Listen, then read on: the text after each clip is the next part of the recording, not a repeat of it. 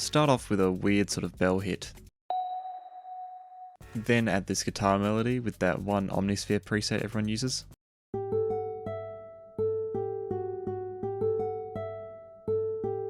Chuck a huge sub bass under that. Who even needs 808s?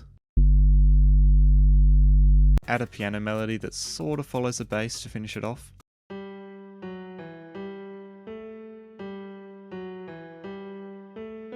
Start off the drums with a pretty stock standard 2017 hi-hat.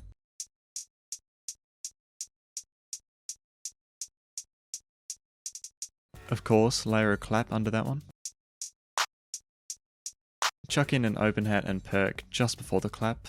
By the way, I refuse to believe you haven't heard these exact two sounds before. Finish it off with a punchy kick.